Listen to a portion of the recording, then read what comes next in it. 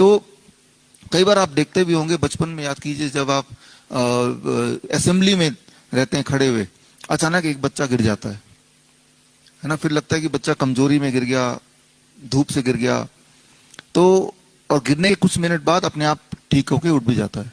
उस कुछ मिनट के दौरान आप उसके ऊपर पानी छिड़क रहे हैं, उसके ऊपर कोई जादू टोना कर रहे हैं, वो कुछ मिनट बाद उसको उठ के खड़ा होना ही है। वो लेट गया है ना, तो वो he is at the same level, उसका हेड और उसका पैर उसी लेवल पे है जिस लेवल पे धरती है। तो ऐसे में ब्लड सर्कुलेशन दोबारा से ठीक से हो जाता है, और उससे वो फिर जब प्रॉपर हो जाता है कुछ मिनट बाद उसके होश दोबारा आ ही जाते हैं। तो लेटे रहना ये भी अपने आप में एक थेरेपी है। जब किसी को सांस नहीं आती तो हम उनको भी लिटा देते हैं, लेकिन पेट के बल लिटा देते हैं, तो वो भी एक थेरेपी है। मीन्स हमारे ऑर्गन को कम जोर लगे। जब किसी को, जो किडनी के पेशेंट हैं जिनका यूरिन आउटपुट कम है, जिसके सूजन, अब जब मैं बोलूं किडनी का पेशेंट, तो किडनी का पेशेंट का मतलब डेफिनेशन क्या है? उसका डेफिनेशन ये नहीं कि उसका क्रिएटिनिन बढ़ा हुआ है, वो डेफिनेशन नहीं है। उसका डेफिनेशन ये है कि जिसके सिम्टम्स हैं, सिम्टम मतलब कि सूजन है क्लियर कट, यूरिन आउटपुट कम है clear cut, blood pressure unusually high है क्लियर कट, वीकनेस बहुत ज्यादा है क्लियरली समझ आ रही है बात, तो वो किडनी का पेशेंट है। तो उसको भी हम लिटाते हैं, लेकिन head down tilt. Head down tilt आप में से किसी ने किया इन 3 दिनों में? यहाँ पे आप में से कुछ लोगों ने किया, तो वो भी एक थेरेपी है। हेड डाउन टिल्ट लगभग 1 घंटे से 2 घंटे, शुरू में आधा घंटा, फिर पौना घंटा, धीरे धीरे। हेड डाउन टिल्ट कोई भी कर सकता है, लेकिन जिसका ब्लड प्रेशर मान लो 170 सिस्टोलिक से ज्यादा है, उसको बोलते हैं, क्योंकि हेड डाउन टिल्ट में ब्लड थोड़ा प्रेशर बढ़ जाता है टेम्पररीली, फिर जब हेड डाउन टिल्ट कर लेते हैं तो कम हो जाता है। तो ठीक इसी तरह से मान लो, coming back to pacemaker, तो आपके हार्ट की एक रिदम है। हम में से कुछ लोग ऐसे होते हैं जो वो रिदम बॉडी मेंटेन नहीं कर पाती है और पल्स रेट कम हो जाता है। कितना कम? 30 से कम करेंगे तो 1 मिनट में 30 से कम। तो अब वो खड़ा होता है, तो खड़े होते हैं तो हार्ट को ज्यादा ताकत लगानी पड़ेगी, तो टेंडेंसी होती है बैठने की या लेटने की। तो यानी कि उसके हार्ट का पेस ठीक से नहीं आ रहा, तो डॉक्टर बोलेगा कि पेस मेकर लगा दो, राइट, तो उससे हार्ट का रेट ठीक आ जाएगा। लेकिन वो लोग बहुत ही कम होते हैं, और इस वाले ऑडियंस में ऐसा कोई भी नहीं है आप में से, क्योंकि सभी तो अपने पैर से चल के यहाँ पे आए हैं, तो ऐसा एक भी नहीं है। तो जब सवाल पूछते हैं कि क्या मुझे पेस मेकर लगाना चाहिए, तो आप अपने आप से सवाल पूछिए, क्या मैं खड़ा हो सकता हूँ, क्या मैं चल सकता हूँ, क्या मैं बैठ सकता हूँ, या फिर मुझे सीधे लेटा रहना पड़ता है, और चलते ही खड़े होते ही मुझे कमजोरी होने लगती है।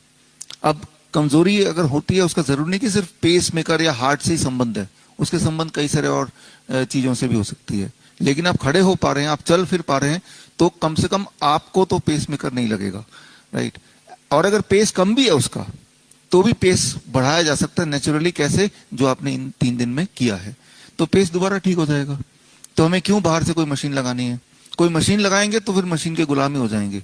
तो जिन्होंने तो नहीं लगाई, जैसा आपने पूछा था, तो आपको लगाने की आवश्यकता नहीं है। क्यों नहीं लगाने की आवश्यकता? बिकॉज आप चल के तो आए यहाँ पे, तो आपकी स्थिति वैसी है नहीं जिस स्थिति में लगाने की जरूरत बोलते हैं, वो स्थिति आपकी है नहीं। और अगर वो स्थिति होती भी, तो मैं बोलता कि ये जो आप कर रहे हैं, जो आपको मैं बताने जा रहा हूं, ये कर लीजिए, आपकी स्थिति से बाहर आ जाएंगे, खुद ब खुद आपका हार्ट काम करने लगेगा। तो ये छोटी सी बात हमको समझनी होगी। तो यहाँ पे अब आपके प्रोग्रेस रिपोर्ट दोबारा मेरे पास है। यहां शुरू करते कि करके, जो जितेंद्र शर्मा है यहाँ पे, आप पीछे बैठे हैं वहां पे, ठीक है ना?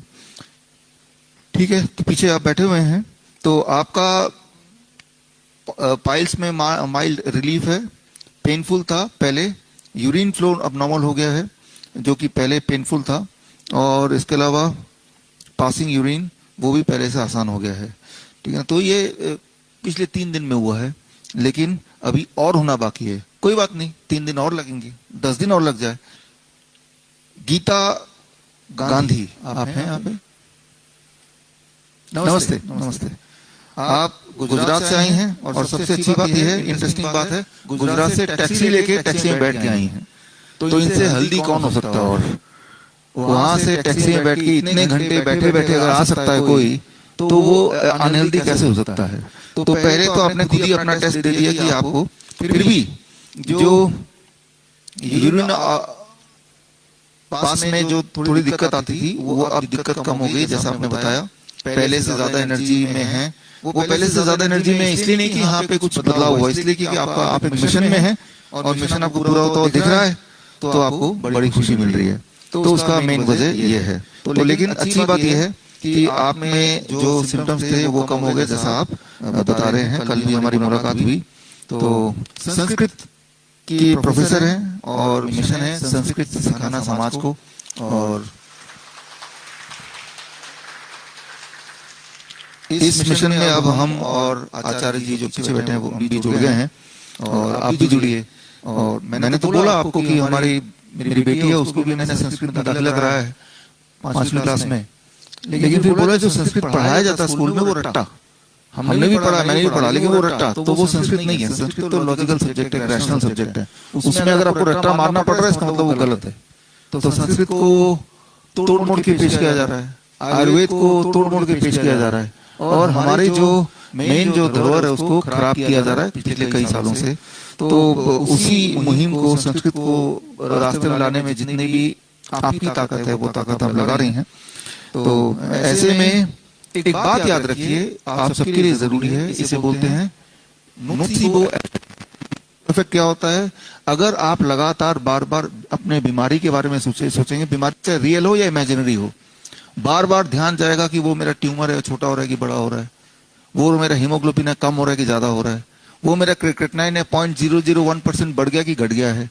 तो जब आपका ध्यान बार बार बीमारी की तरफ जाएगा तो that is called nocebo effect. वो चीज धीरे धीरे बढ़ेगी। जब आपका ध्यान काम पे रहेगा, कोई मिशन पे रहेगा, तो अगर कोई बीमारी हो भी तो न जाने कैसे उसका पेन, उसका दर्द वो धीरे धीरे गायब होता है। और ऐसा नहीं कि ये सिर्फ एक इमेजिनरी बात है, उस वक्त बॉडी में इस तरह के हार्मोनल चेंजेस होते हैं जो आपको मदद करता है रियली वो बीमारी धीरे धीरे खत्म करने में।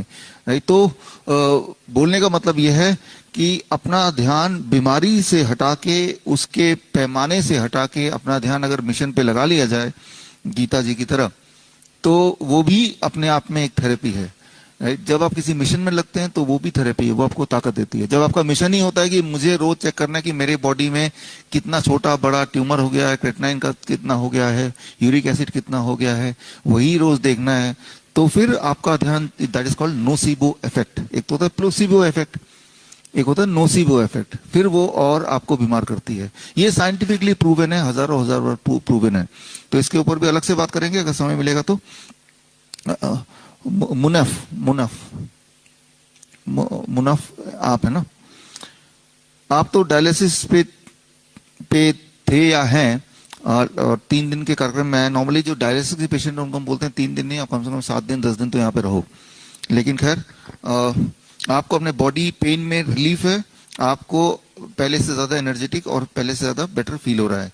जाहिर सी बात है जब अपना लाइफस्टाइल बदलेंगे, जो आपने 3 दिन में किया, तो आपके बॉडी के अंदर जो भी चीज इकट्ठा हो रहा था वो इकट्ठा होना बंद हुआ, और जो इकट्ठा था वो बॉडी से बाहर निकलने लगा। उसको डायलिसिस के माध्यम से बॉडी से बाहर निकाल रहे थे, या आप नेचुरल हॉट वाटर इमर्शन से निकाल रहे हैं। लेकिन हॉट वाटर इमर्शन से जितनी बार निकालेंगे उतनी बार आपका किडनी भी साथ साथ रिवाइव होगा सिमल्टेनियसली।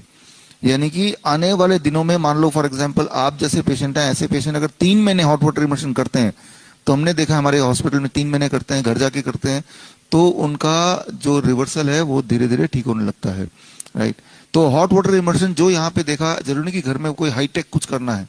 हमारे बहुत सारे पेशेंट है जो बहुत गरीब हैं, वो जैसे एक पुराना फ्रिज ले लिया, उसका दरवाजा निकाल दिया और फ्रिज में गर्म पानी रख के बैठ गए, ऐसा तरीका करते हैं।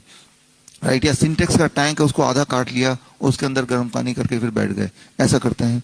तो इस तरह से बहुत सारे मेथड निकाल के जुगाड़ से बहुत सारे ऐसे पेशेंट हैं, बहुत सारे जो एक टाइम पे डायलिसिस पे थे, अब उनका डायलिसिस भी बंद है, ऊपर से ये थेरेपी भी कुछ महीने करके ये भी बंद कर दिया।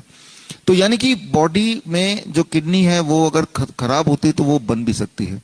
लेकिन आपके केस में सिर्फ अभी 3रा ही दिन हुआ है, लेकिन इसमें भी अगर आपको बॉडी पेन में रिलीफ मिला, एनर्जी बड़ी मिली है, तो ये एक पॉजिटिव इंडिकेशन है। नरेश कुमार मलिक आप है ना, आपका बीपी नॉर्मल हो गया है, बीपी की दवाई अब बंद हो गई है, आपका बॉल भी क्लियर हो गया है, हालांकि नींद अभी उतनी अच्छी नहीं आई है, नींद में दिक्कत है। तो अब अगला जो रिपोर्टिंग हम करेंगे वो है सैटरडे को करेंगे, देखते हैं तब तक नींद में फर्क पड़ता है कि नहीं।